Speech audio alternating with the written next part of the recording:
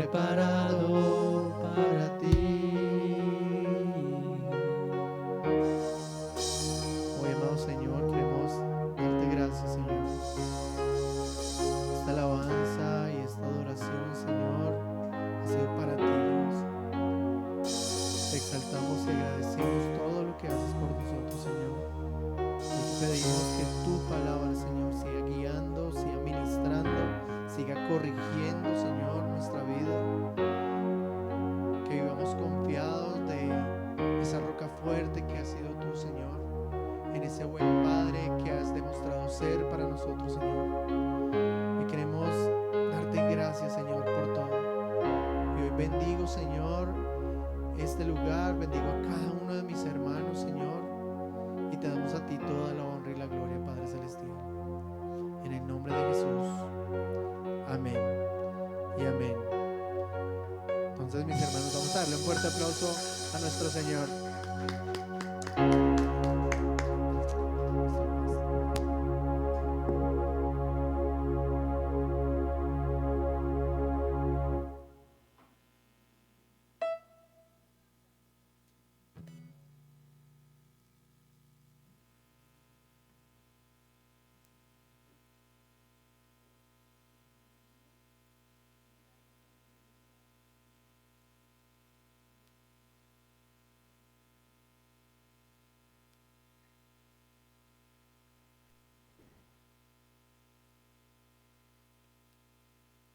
Bueno, cada uno como esa tsunamita.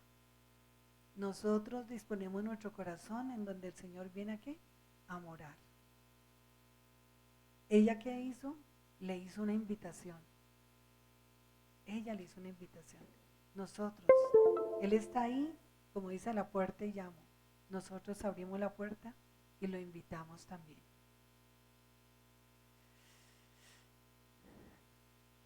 Por eso somos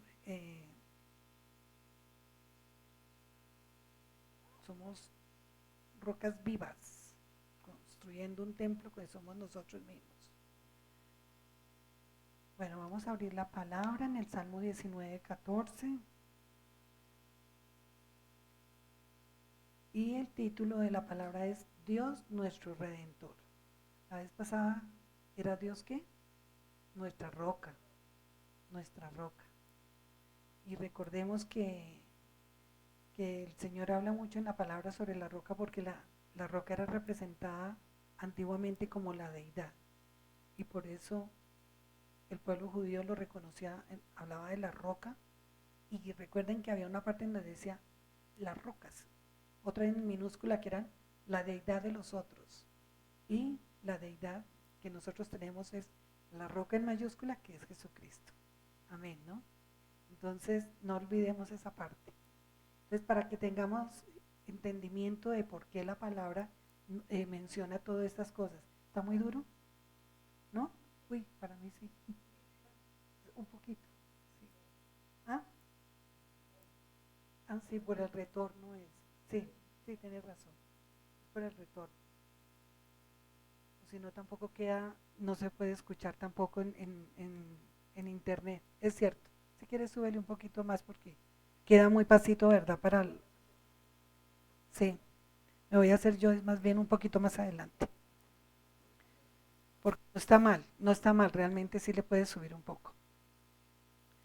Bueno, entonces, el Salmo 19:14.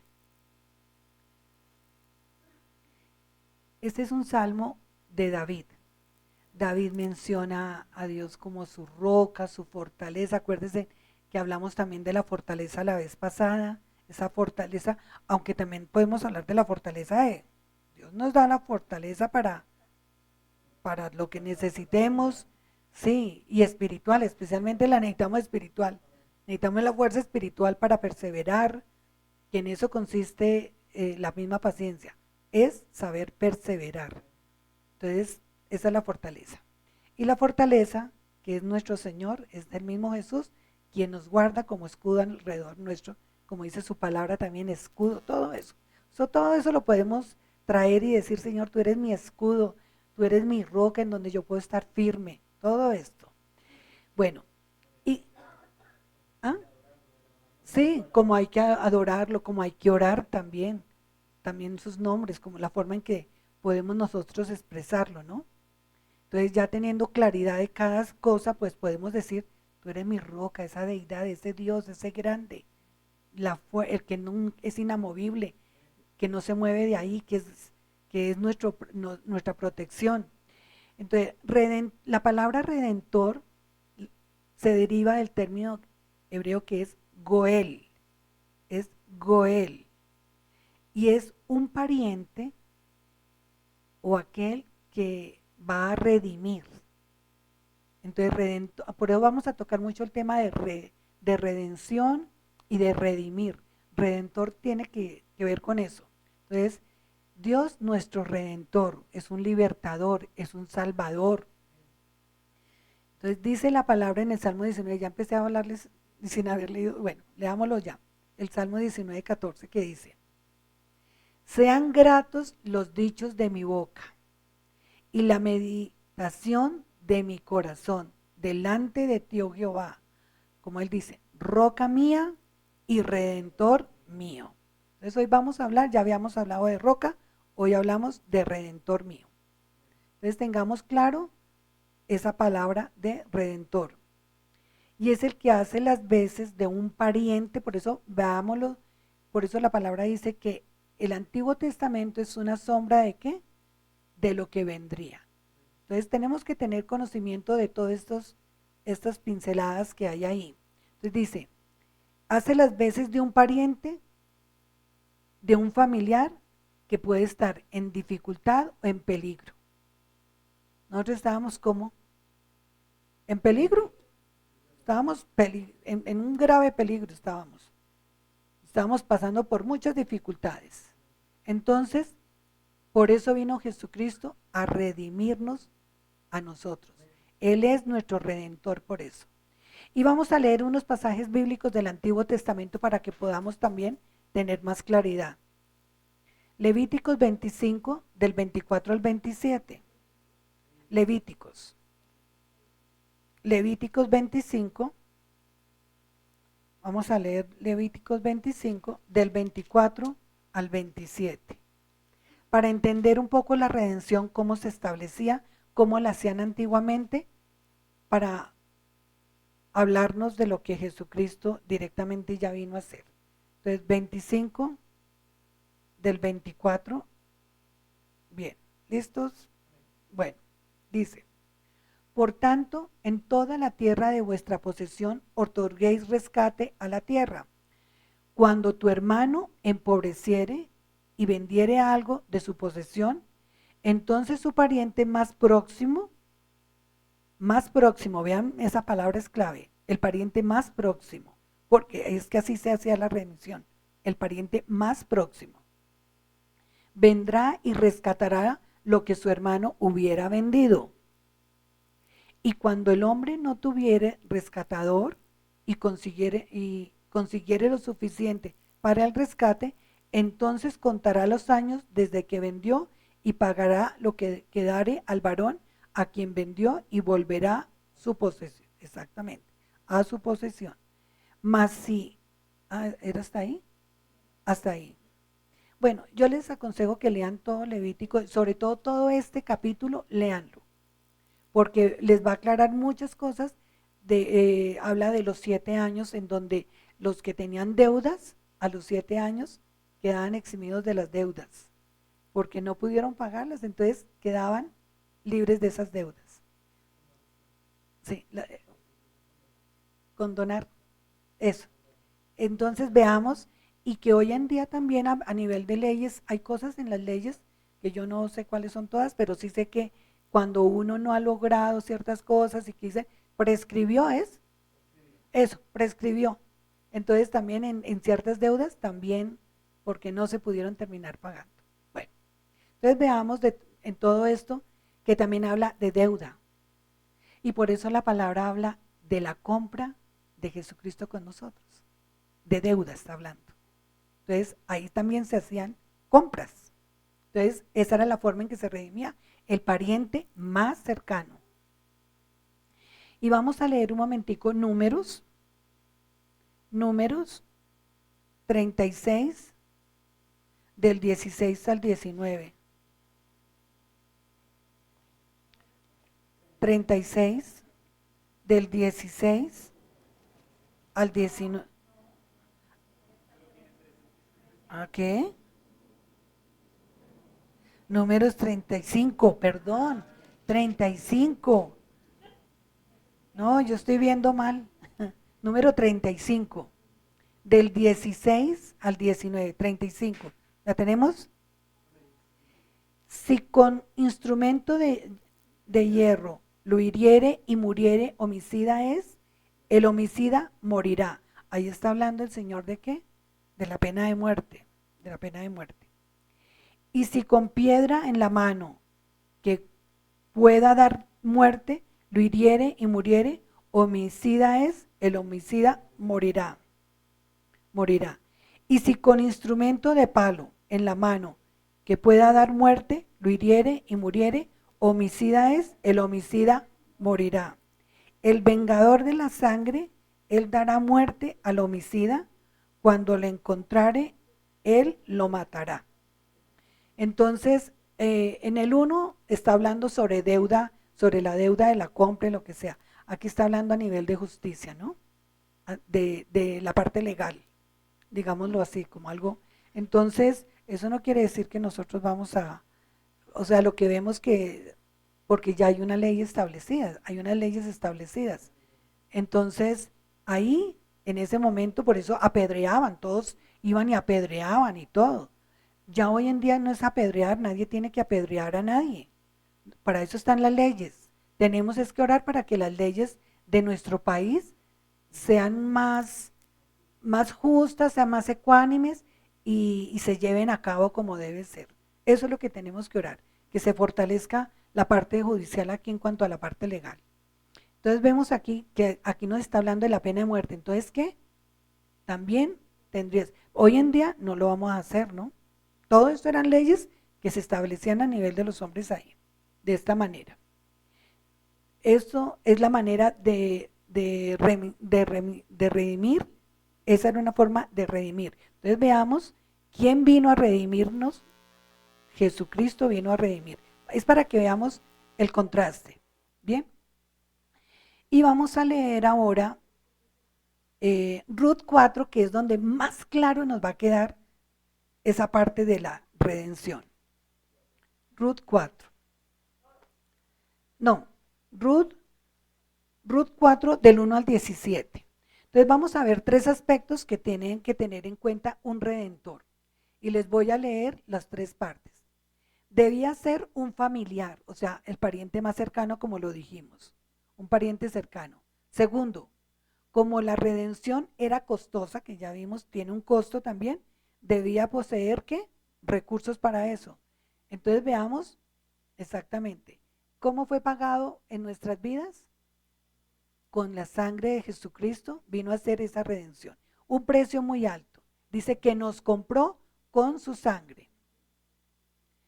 3. La redención requería tomar una decisión.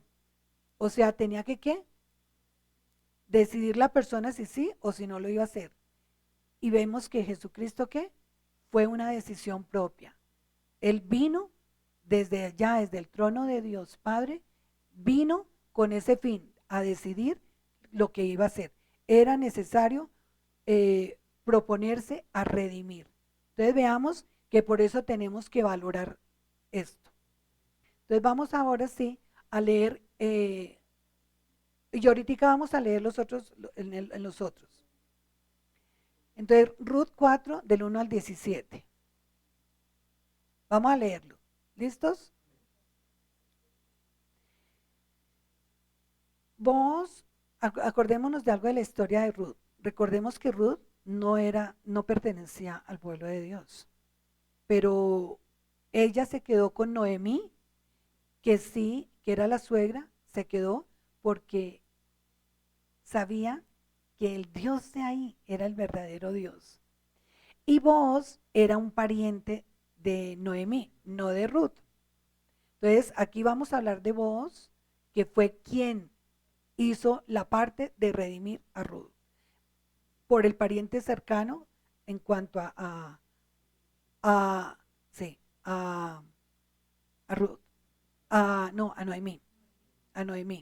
¿Listos? Entonces, Booz subió a la puerta y se sentó allí. Y he aquí, pasaba aquel pariente, miren bien lo que está pasando ahí, vean bien detalladamente. Subió a la puerta y se sentó allí. Esto de la remisión que se hacía, se tenía que hacer públicamente, no era en privado, era público. Jesucristo, ¿cómo lo hizo? Lo hizo público. Booz subió a la puerta y se sentó allí. La puerta es el lugar donde se reunían todos los ancianos, en donde se hacían también juicios en ese lugar, que era importante tener en cuenta eso, donde allí hacían ajustes legales y todo eso. Entonces subió allí y aquí pasaba aquel pariente de quien Booz había hablado y le dijo: fulano, ven acá y siéntate. Y él vino y se sentó. Entonces él tomó a los 10 varones de los ancianos de la ciudad y dijo: sentaos aquí. Y ellos se sentaron. Luego dijo al pariente: Noemí, que ha vuelto del campo de Moab, vende una parte de las tierras que tuvo nuestro hermano Elimelech. Y yo decidí hacértelo saber y decirte, que la compres en presencia de los que están aquí sentados, para que veamos que todo era con públicamente, con público, con testigos, ¿no? Bueno, y de los ancianos de mi pueblo, si tú quieres redimir, redime, le está diciendo al pariente. Si tú quieres, porque el pariente más cercano era el otro. Digo, si tú quieres redimir, redime. Por eso lo llamó a ese pariente y lo sentó ahí. Si tú quieres redimir, redime. Y si no quieres redimir, decláramelo para que yo lo sepa. Porque no hay otro que redima sino tú, o sea, ese pariente. Y yo después de ti. O sea, si no lo hace el otro, lo iba a hacer él. Oigan, es muy interesante poder entender esto. Esto es algo muy... Uno ha leído de pronto todo esto así muy de corrido, pero nunca ha entendido en cuanto a la parte de la historia de cómo se hacía esa redención. Y él respondió: yo redimiré. Entonces replicó Booz: el mismo día que compres la tierra de mano de Noemí, debes tomar también a Ruth. ¿Qué le está diciendo? No solamente es ir a redimir la tierra, usted se hace cargo de una vez de Ruth, la moabita, mujer del difunto, para que restaures el nombre del muerto sobre su posesión. Y respondió el pariente: no puedo redimir para mí, no sea que dañe mi heredad. Todos vivían cuidando la parte de la heredad. Entonces le dijo: redime ¿quién? Tú. O sea, ¿quién iba a redimir? Vos. Usando de mi derecho, porque yo no podré redimir. O sea, se estaba haciendo de una manera pública, legal, para que después no hubieran ¿qué? Problemas. Y así nos toca llevar muchas veces situaciones de una manera legal, por vía legal. Había ya desde hacía tiempo esta costumbre de Israel tocante a la redención y al contrato, que para la confirmación de cualquier negocio, el uno se quitaba el zapato y se lo daba a su compañero. Chistoso, ¿no? Entonces, o sea, la forma de mostrar, se quitaba el zapato y se lo daba al otro. ¿Qué quería? Por eso la palabra habla mucho de la sandalia. Las sandalias tienen mucho mensaje. Recuerden cuando el Señor le dijo a Moisés, cuando se le presentó en la zarza, le dijo: quita el calzado de tus pies. ¿Por qué? Porque es exactamente la santidad, lo legal, yo soy, o sea, el verdadero, o sea, por eso le hablo, porque uno dice: ¿pero a qué le mandaba a quitar las sandalias? Pero hay una connotación en la Biblia, en la parte de la sandalia y de todo esto. Entonces veamos algo tan sencillo como esto, y era la manera de confirmar la redención. Entonces el Señor cuando le dice, quita el calzado de tus pies, también le estaba confirmando a Moisés, yo soy quien te voy a redimir, yo. Y es quien ha venido haciéndolo. Entonces, había ya desde hacia, entonces, ¿dónde iba? Redimir en el 7. Sigue el 7, ¿no? Había ya desde hacía tiempo esta costumbre de Israel tocante a la redención y al contrato, que para con la confirmación cualquier negocio, el uno se quitaba el zapato y se lo daba a su compañero, y esto servía de testimonio en Israel. Entonces el pariente dijo a Booz, tómalo tú, y se quitó el zapato. ¿Hasta cuáles? Bueno, entonces lo más importante aquí era que ustedes vieran esta parte, que es donde se está haciendo el trámite de la redención, la parte legal.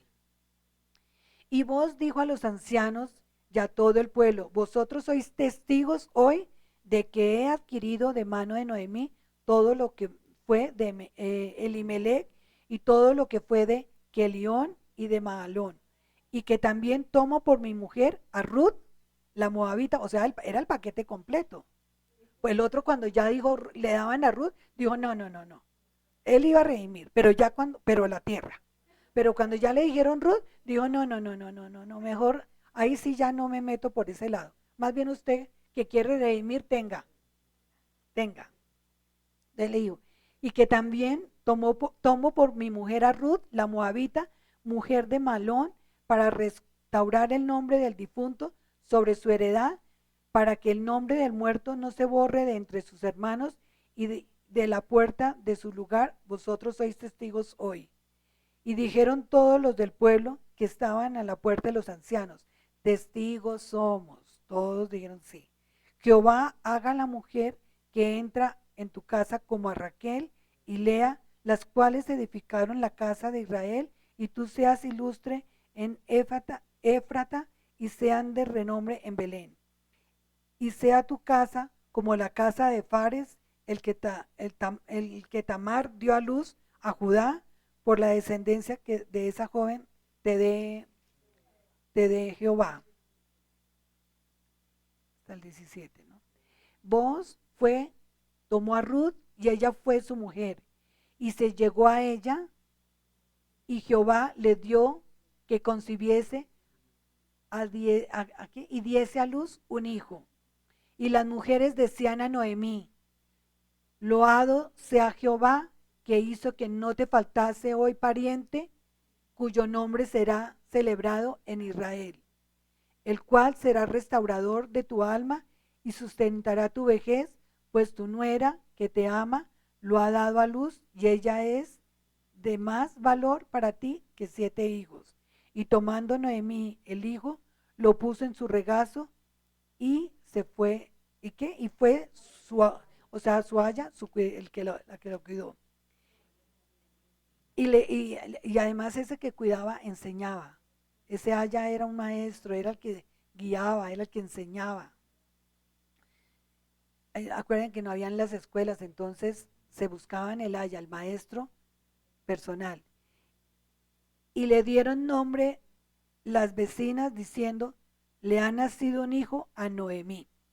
Y lo llamaron Obed, este es padre de Isaí, padre de David. Entonces veamos, de ahí viene la descendencia de Jesús. De Jesús viene la descendencia ahí. Entonces veamos esta parte, chistosa la parte del zapato y todo, pero así fue como se hizo todo. Entonces veamos que Jesucristo es ¿qué? ¿Quién es Jesucristo? Nuestro Redentor, por medio del nacimiento en donde se encarnó como hombre. Vamos a leer Primera de Pedro 1 del 16 al 20.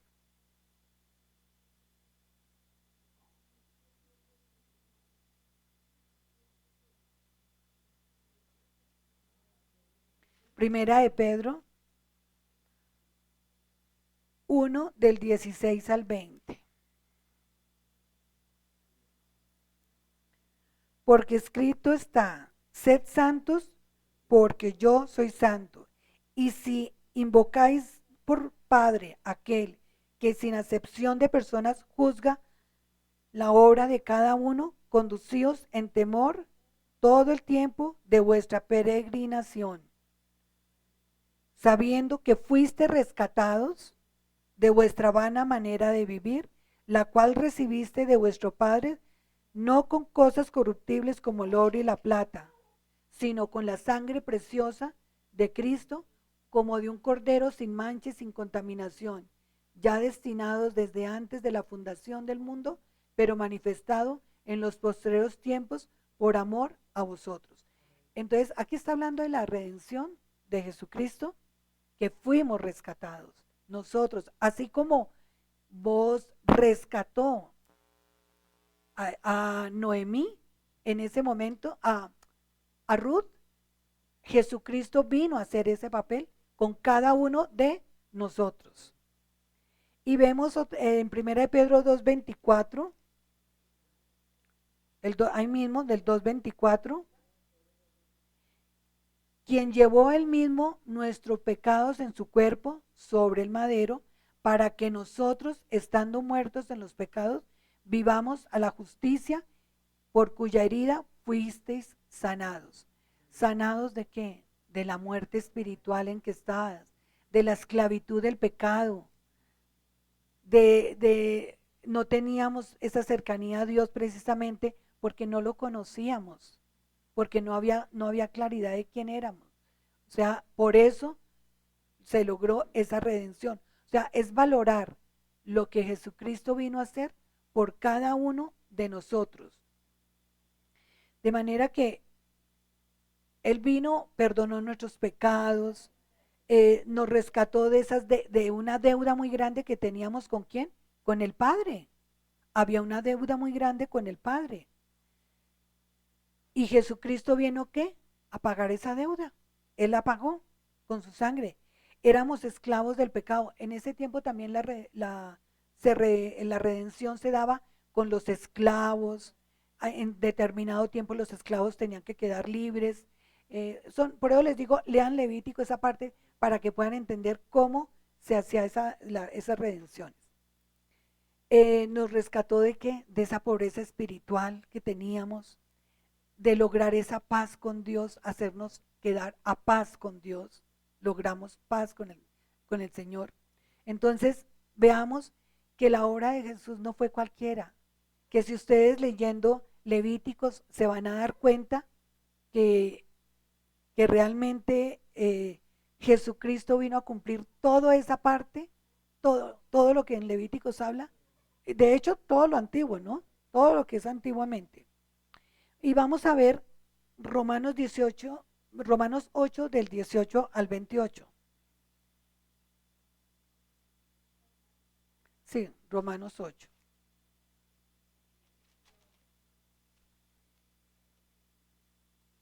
Del 18 al 25. Sí. Del 18 al 25. Dice: pues tengo por cierto que las aflicciones del tiempo presente no son comparables con la gloria venidera. Él está hablando aquí de que hemos sido redimidos, pero vamos a ver esa redención completa. ¿En dónde? En el futuro, cuando ya estemos con el Señor. Allá, la redención completa la tendremos allá. Ya hay una redención, pero completa nosotros la vamos a poder ver y sentir y vivirla en ese momento. Entonces dice, no son comparables con la gloria venidera que en nosotros ha de manifestarse, porque el anhelo ardiente de la creación y es el guardar la manifestación de los hijos de Dios, porque la creación fue sujetada a vanidad, no por su propia voluntad, sino por causa del que la sujetó en esperanza. Porque también la creación misma será liberada de la esclavitud de corrupción a la libertad gloriosa de los hijos de Dios. Porque sabemos que toda la creación gime a una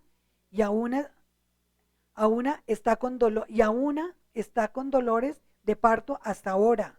No solo ellas, sino que también nosotros mismos que tenemos las primicias del Espíritu Santo, bueno, del Espíritu, nosotros también gemimos dentro de nosotros mismos esperando la adopción, la redención de nuestro cuerpo, porque es nuestra esperanza, porque en nuestra esperanza, porque en esperanza fuimos salvos, pero la esperanza que se ve no es esperanza, porque lo que algunos ve, ¿a qué esperarlo? ¿A qué esperarlo? Entonces, veamos muy bien aquí que está hablando Romanos de qué? De esa venidera, de esa redención completa que vendrá mucho más adelante, la podremos disfrutar, no la vamos a gozar, pero como dice ahí, con esa esperanza, no viéndola, porque no se trata de verla, es la esperanza, por eso dice espiritualmente. Todo esto espiritualmente tenemos que una certeza. Esa es la certeza. Entonces, redimir quiere decir ser libres, ser salvos y logramos una ¿qué? Recuperación. Nos hemos recuperado a la imagen y semejanza de Dios. En ese tiempo lo iremos viendo cada uno. Pero desde ya la redención ha llegado a nuestras vidas. Amén. Bueno, le damos gracias al Señor. Esta es la palabra. Señor, te damos gracias por la redención, por ese sacrificio, porque como sombra de lo que habría de venir, lo vemos en el Antiguo Testamento, Señor, de cómo se redimía y cómo tú viniste a cumplir todo ese tipo de redenciones que se hacían, Señor, porque te hiciste el pariente más cercano, porque eres nuestro hermano, tú nos llamas hermano, Señor, tú nos llamas hermano. Entonces es el pariente más cercano, tomaste la decisión, lo pagaste con un precio muy alto, con lo cual la redención tenía que cumplirse. Gracias por eso, Señor. Alabado seas, Padre, en el nombre de Jesús. Gracias, Señor. Amén.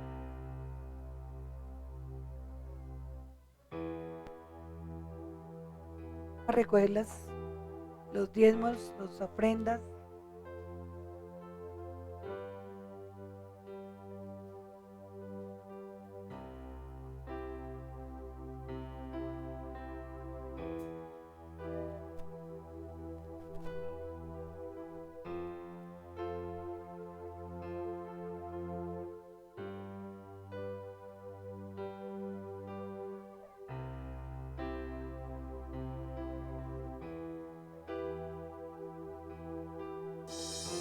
Si quieres puedes entrar. Es más fácil para el niño, para ti y para todos. Por todos también.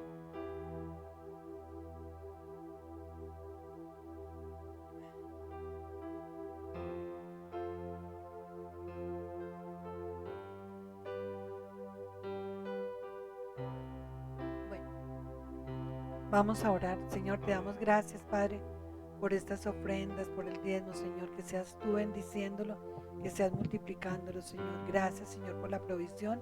Bendice, Señor, la vida de cada uno de mis hermanos. Bendice sus corazones, Señor. Bendice la provisión espiritual, Señor, que cada uno tiene en su corazón y sea multiplicada también, Padre amado. Para que cada día, Señor, podamos estar más a la estatura tuya, Señor Jesús. Gracias, bendito Dios. Amén. Amén. Bueno, mis hermanos, le damos gracias al Señor porque hoy aprendimos algo nuevo. No tan nuevo, pero realmente sabemos que el Señor tuvo un plan desde el principio, desde la caída del hombre. Él ya tenía un plan. Y creo que el Señor hizo lo mismo con cada uno de nosotros. Cumplió ese plan. Y estamos en ese camino para seguir cumpliendo ese plan divino y perfecto que tiene el Señor para cada uno de nosotros. Aquí es si estamos dispuestos a continuar con ese plan, si estamos abiertos de que el Señor nos use, nos restaure, para que nos use para que podamos llegar a otras personas, que es lo más importante, que todos tengan esa oportunidad de ser redimidos, y oramos por eso. Amén. Por esa misma razón quiero que nos acompañen a celebrar de ese amor que el Señor nos dio. Sí, y el Señor vino a redimir al mundo entero, ¿no? Amén. Pero cada quien sabrá quién acepta la redención o no la acepta, que es diferente. Pero Él vino a hacer un sacrificio por la humanidad. Así es, así es. Por eso no debemos juzgar. Todos tenemos luchas en este mundo. No podemos juzgar. Todos tienen una lucha interna. Y Él es el único que tiene la potestad para hacerlo. Nuestro trabajo es mostrar ese amor de Cristo, para que ellos también puedan sentir esa redención, de que son merecedores de esa redención. Porque el enemigo siempre nos va a decir eso. Nosotros, es tanto mi pecado, tanto lo que hice, que no soy digno de que Dios, de que Jesús me perdone. Pero ahí lo vemos en la Biblia que es clarísimo que todos somos merecedores. Y es lo más maravilloso, es lo que hace que lo enamore más a uno del Señor, ¿no, mi Paz? Total, su amor ese amor es incomparable. Es incondicional, inmenso. A la mente humana nos cuesta poderlo entender. Tenemos que tratar de vivirlo cada vez más. Vivirlo. Y es eso, que la gente vea que nosotros lo vivimos, porque es muy fácil decirlo, pero si no lo vivimos, como símbolo que resuena. Exactamente. Entonces, quiero que me acompañen a celebrar ese amor de Dios. Y quiero invitarlos dentro de 8 días para que vengan, para que vengamos todos a acompañar, a alabar, a adorar al Señor. Nuestro servicio 10:30 de la mañana. Les estaremos avisando, Paz, si va a haber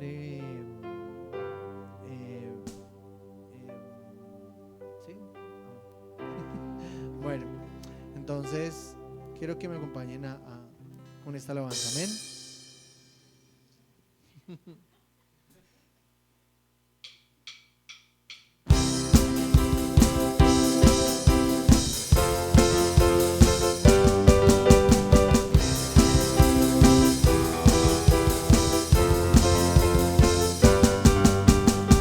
Incomparable, inigualable es tu amor, y me rodea